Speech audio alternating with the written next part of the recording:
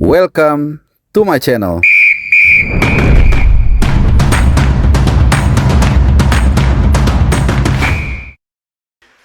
Ya, halo, selamat hari Jumat, salam sehat buat teman-teman semua. Kembali lagi kita akan mengupdate terkait dengan perkembangan di tim nasional kita, terutama ya transisi kepelatihan yang tentunya kita semua sudah dengar. Indonesia akan segera dilatih ya oleh pelatih asal Belanda yaitu Patrick Kluivert dan akan didampingi oleh dua asistennya yaitu Alex Pastoor dan juga Denny Lanzat. Ya, seperti sempat gue singgung sebelumnya, ini merupakan sebuah komposisi yang kompromis karena Patrick Kluivert sendiri ini yang memilih dari dua asisten pelatih yang disodorkan oleh Erick Thohir. Jadi Erick Thohir menurut informasi memberikan sejumlah nama yang kemudian setelah disortir kemudian diserahkan kepada Patrick Kluivert untuk dipilih, dan dari beberapa nama tersebut akhirnya Patrick Kluivert memilih Denny Lanzat yang tentunya nanti akan banyak fokus membesut U23 sekaligus juga di saat yang bersamaan membantu Patrick Kluivert ya, untuk membesut tim nasional senior, dan tentunya Alex Pastoor yang benar-benar akan menjadi pendamping atau deputi dari Patrick Kluivert. Ya, memang dari dua nama ini mempunyai dua gaya yang berbeda. Artinya kalau Patrick Kluivert diharapkan menjadi sosok pemersatu di ruang ganti dengan nama besarnya dia, terutama sebagai pemain. Karena kalau sebagai pelatih memang CV-nya tidak mentereng.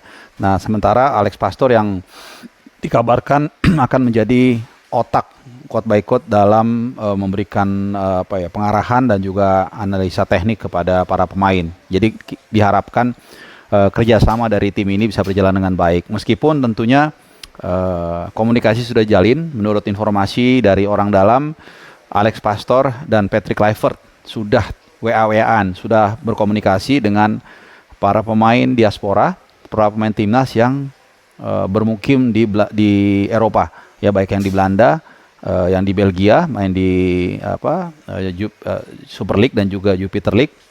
Ada Ragnar Oratmangun, ada Sandy Walsh dan juga ada Sen Patinama di sana. Sementara di Belanda banyak ya, ada Mads Hilgers, ada Tom Hai, ada Eleanor Reinders, kemudian juga siapa lagi? Ada Calvin Verdong, dan ada Bang Jai juga di Venezia, dan di beberapa tempat lainnya ya, di Inggris juga ada, nanti akan berkomunikasi dengan Nathan Chow dan juga Marcelo Ferdinand, dan mungkin juga dengan Elkan Bagot, kita nggak tahu. Yang pasti ini adalah menjajakan awal karena semua dimulai dari nol, dari scratch, jadi supaya pelatih mengetahui dulu ya, memapping situasinya seperti apa, dan baru kemudian dijadwalkan hari ini tim kepelatihan akan terbang dari Belanda ke Indonesia dan diperkirakan akan tiba di tanah air itu besok sore atau besok malam ya, dan untuk kemudian beristirahat, dan tanggal 12 atau lusa hari Minggu baru nanti akan dilakukan bukan konferensi pers, tapi lebih kepada pengenalan ya. Ini istilah yang gue dapat dari tim dari PSSI, jadi mungkin gak akan terlalu banyak tanya jawab ya, karena memang situasi dari transisi ini memang eskalasinya cukup tinggi, sehingga mungkin hanya pengenalan aja formal, mungkin ada tanya jawab, mungkin enggak, tapi judulnya adalah pengenalan, dan itu akan dilakukan jam 4 sore hari Minggu. Ya, lokasinya memang sudah diinformasikan, tapi katanya tolong jangan diberitahu. Kenapa? Karena nanti takutnya mengerubung ya, karena pasti banyak yang mau datang, baik dari orang biasa maupun dari media yang mencoba untuk menunggu ya, statement apa, pernyataan apa, kata apa pertama, atau standing point yang akan dititik beratkan oleh Patrick Kluivert di hari pertamanya di pengenalan dia sebagai pelatih baru timnas Indonesia, terutama dalam upaya untuk membawa Indonesia lolos ke Piala Dunia untuk pertama kalinya tahun 2026.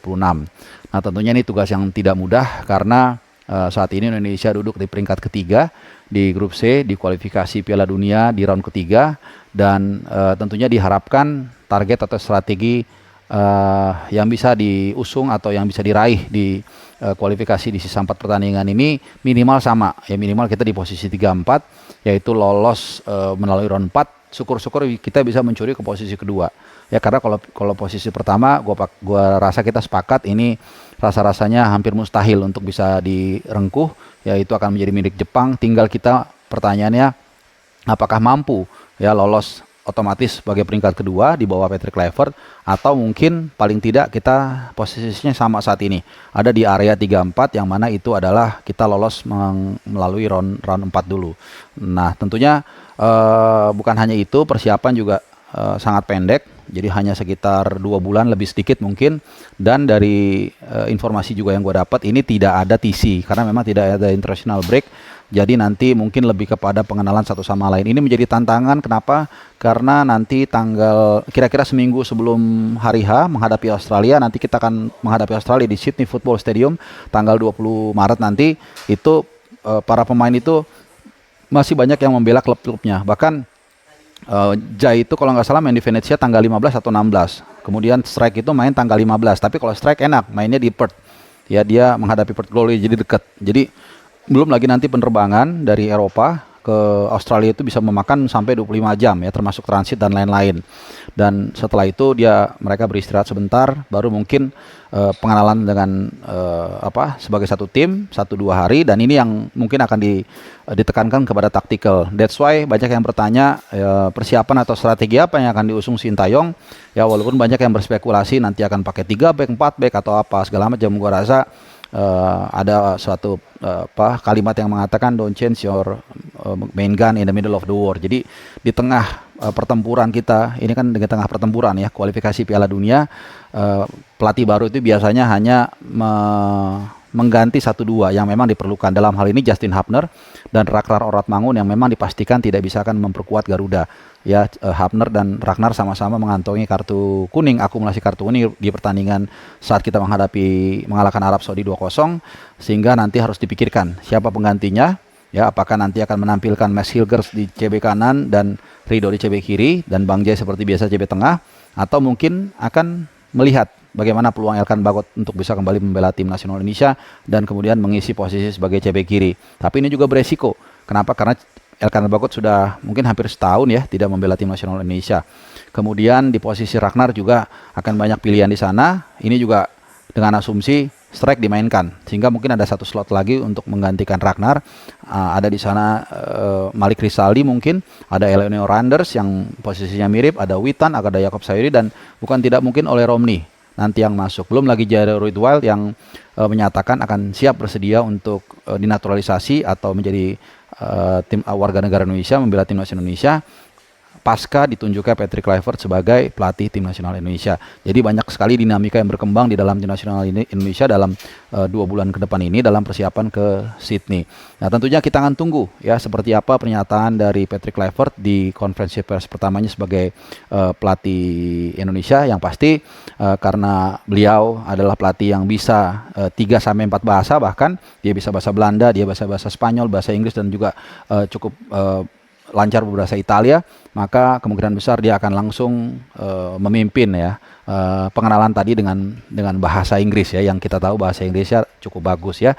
Jadi mungkin itu dulu ya update dari gua, nggak usah terlalu berlama-lama. Yang penting kita akan tunggu ya sama-sama seperti apa situasinya, dan mudah-mudahan tim kepelatihan ini bisa segera bekerja dengan baik dan menyongsong pertandingan menghadapi Australia. Terima kasih teman-teman sudah menyimak, dan semoga kalian dalam keadaan sehat-sehat dan sampai nanti. Bye bye.